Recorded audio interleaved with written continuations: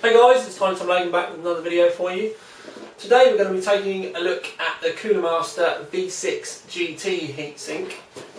I have started a kind of like a feature over at Area where people can request video reviews. Basically the deal is all the forum members there can request their videos that they want, and then sort of like once a month the staff at Area pick a request and then they send me the item to do a video review. And the one that we're going to take a look at today is the V6GT, which is being done for Zane. So yeah, Zane, this is your video review. Let's bring the camera in and have a close-up look at the cooler. Right then guys and gals, it's at the end of the day, it's only a heatsink, so I'm not going to bugger about too much on the box. But you get your first glimpse at the cooler there. And pretty much I just want to rip this open because it's the heatsink I actually want to look at. It comes with all the mounts that you need for AM2, AM3, 775, 1156, which will also support 1155, and 1366. But here is the cooler itself. You've got two 120mm fans either side, which you can see both of them are clipped to the heatsink itself.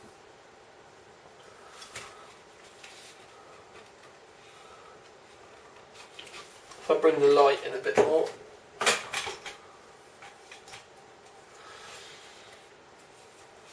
and if we spin it around, you can see the fan on the other side.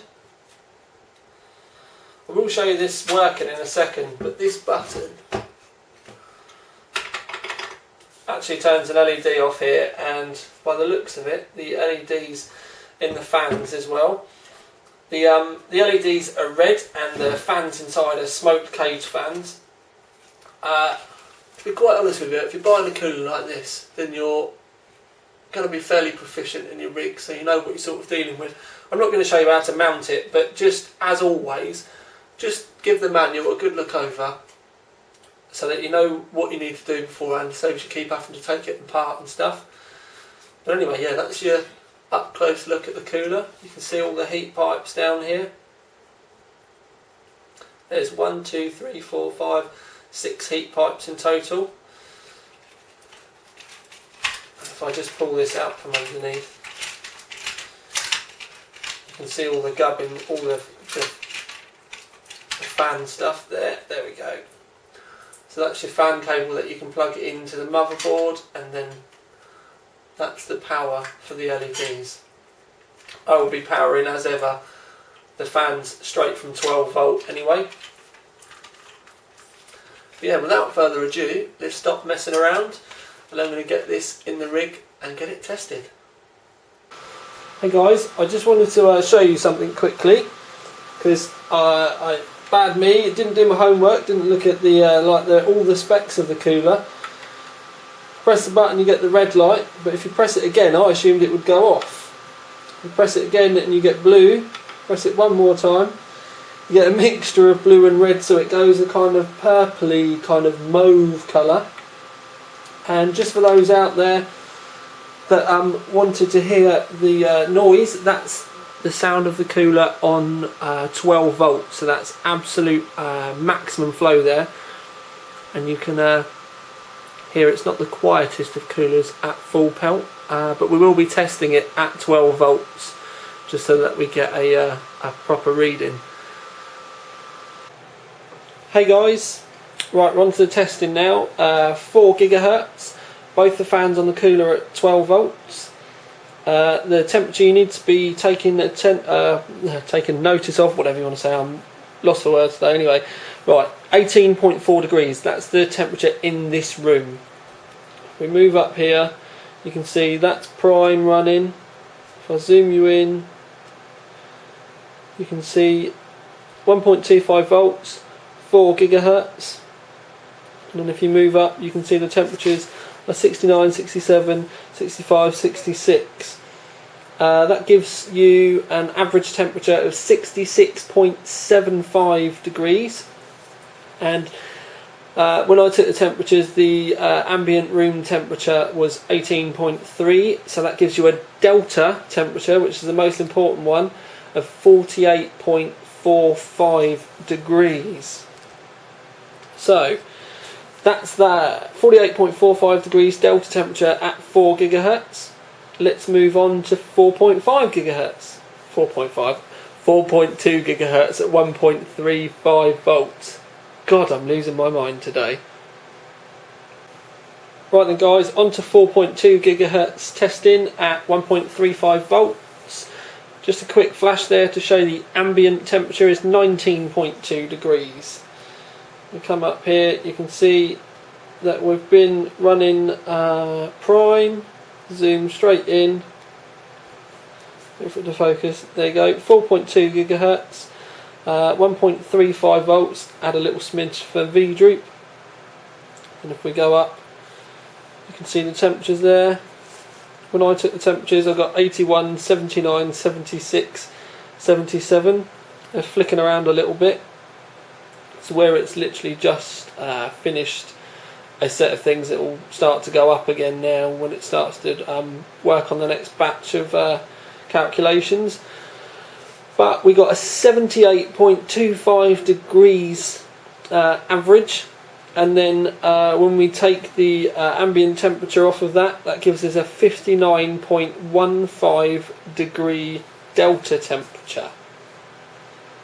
Right then, this is the end of the video for the Cooler Master V6GT.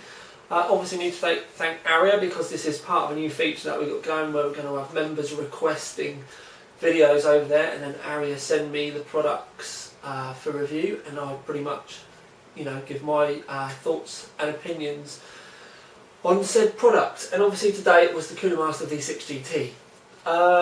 The temperatures were alright, to be quite honest with you.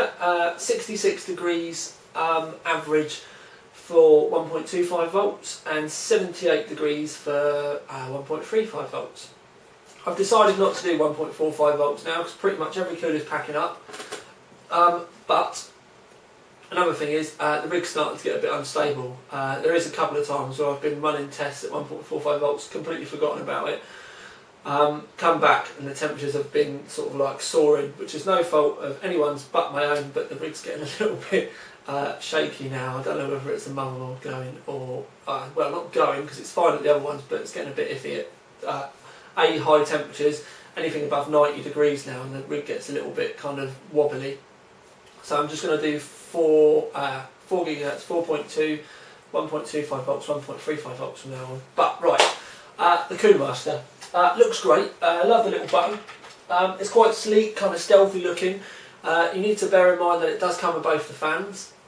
I can't help but think this is a lot like the Thermaltake 3.0, which I took dislike to, and I'm going to be trying to be nice about this and try and keep it all nice and fair.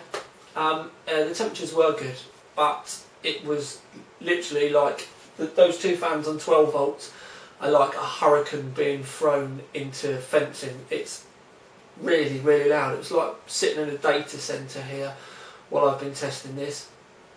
And yeah, okay, I've been spoiled with the coolers that I use personally, but when I can have a cooler that gives me cooler temperatures than this and then practically be inaudible, that for me is most important. If there's gamers out there that, have always got your gaming headphones on and stuff like that, and a loud heatsink cooler is not a problem, then you may well like this. But I can't help but feel, this comes in at £40 at Aria, I can't help but feel that for an extra £15 or £20, which, if we're honest, is like a couple of weeks pocket money, do you know what I mean?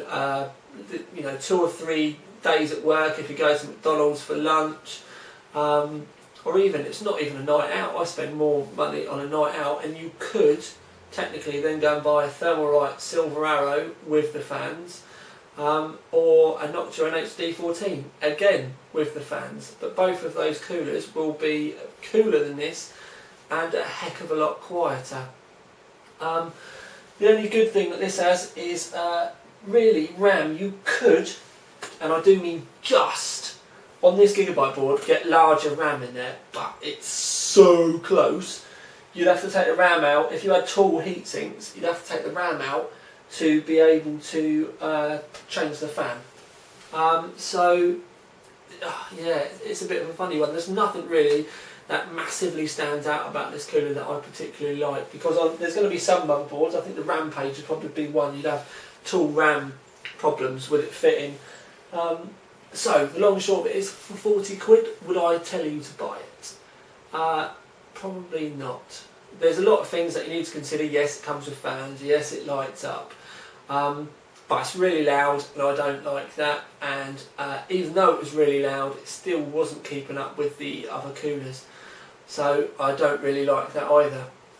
So the long and short of it is, I probably wouldn't tell you to buy it, but if you like the look of it and you don't necessarily worry about noise, and at the end of the day you've only got 40 quid to spend on a heatsink, then you may well like it. But my honest opinion would be to tell you to, if you've got 40 quid, wait a little bit longer. Do you know what I mean? Go and clean some people's cars or something like that. Get that little bit of extra money, and then go buy one of the better coolers that are a little bit quieter as well. So this is Tiny from Logan with another video.